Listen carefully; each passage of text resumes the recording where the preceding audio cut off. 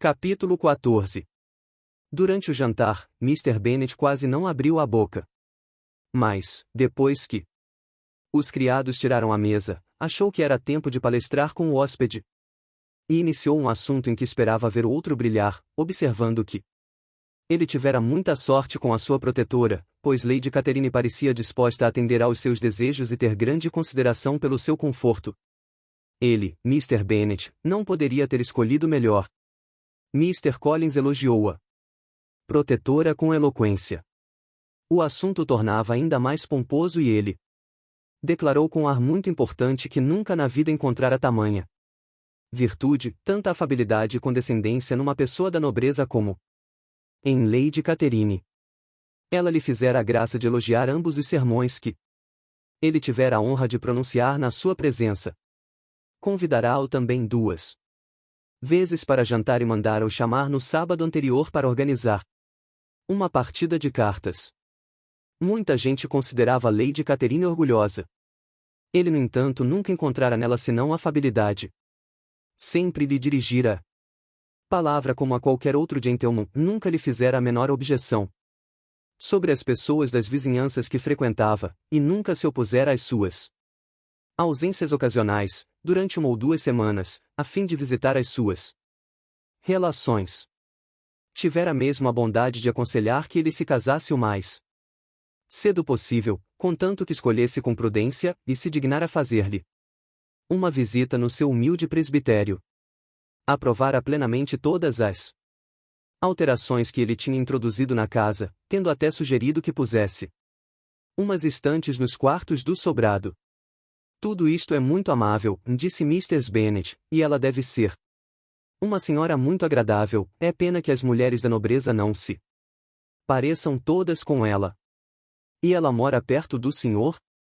O jardim que fica situada a minha humilde mansão se acha separado, apenas por uma alameda, de Rosings Park, a residência de sua excelência. O senhor disse que ela era viúva. Tem família? Possui apenas uma filha, a herdeira de Rosings e de uma grande fortuna. 67. Ah, exclamou Mrs. Bennet, sacudindo a cabeça, então ela está em melhor situação do que muitas moças. E que espécie de moça é ela?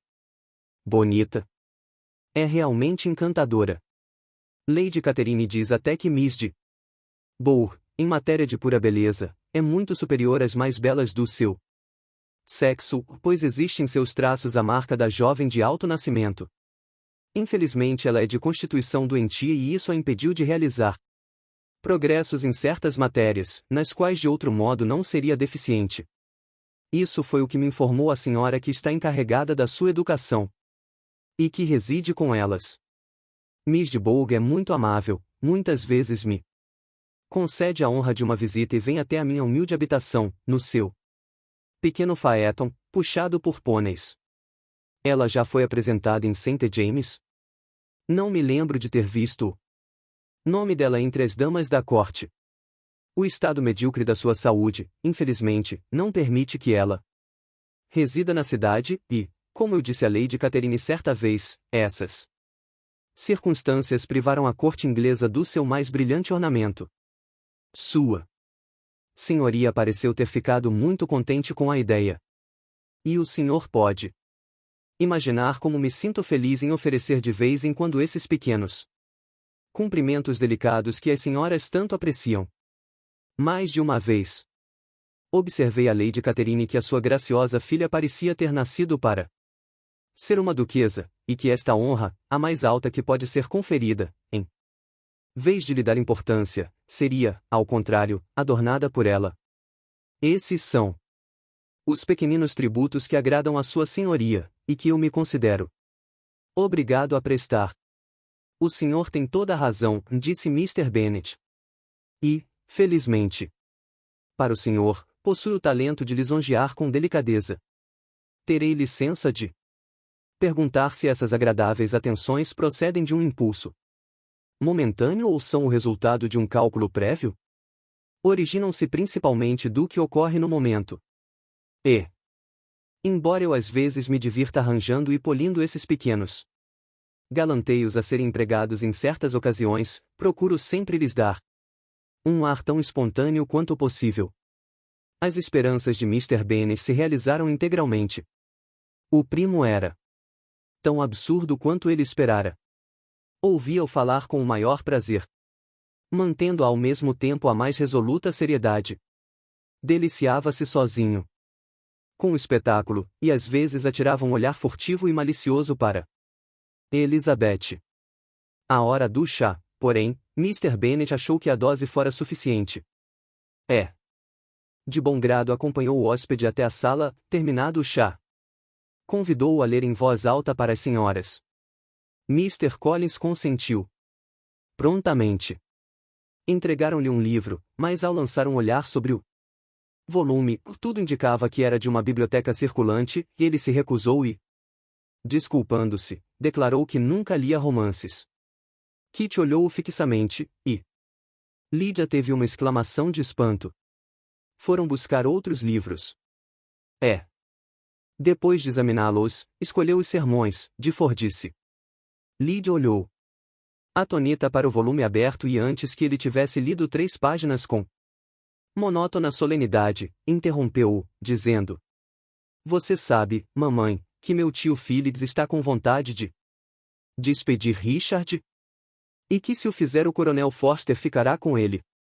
Foi minha tia quem me disse no sábado. Irei a Meryton amanhã, a fim de me informar melhor e saber quando Mr. Denny deve voltar da cidade. As 2 irmãs mais velhas disseram a Lydia que calasse a boca. Mas Mr. Collins, muito ofendido, pôs o livro de lado e disse: Já observei como as meninas se interessam pouco por livros sérios. Escritos aliás para o seu benefício. Confesso que isto me espanta, pois certamente nada pode haver de mais vantajoso para elas do que a instrução. Mas não importunarei mais a minha jovem prima. Em seguida, virando-se para Mr. Bennet, ofereceu-se para parceiro de gamão. Mr. Bennet aceitou o desafio, observando que ele fazia bem em deixar as meninas se ocuparem com as suas futilidades. Mrs. Bennet e as filhas se desculparam com toda a civilidade pela interrupção de Lydia e prometeram que isto não aconteceria novamente, caso ele quisesse recomeçar a leitura. Mas Mr. Collins, depois de lhes assegurar que não guardava rancor contra a jovem prima, e jamais consideraria a sua conduta como um insulto, sentou diante de outra mesa com Mr. Bennet e se preparou para a partida.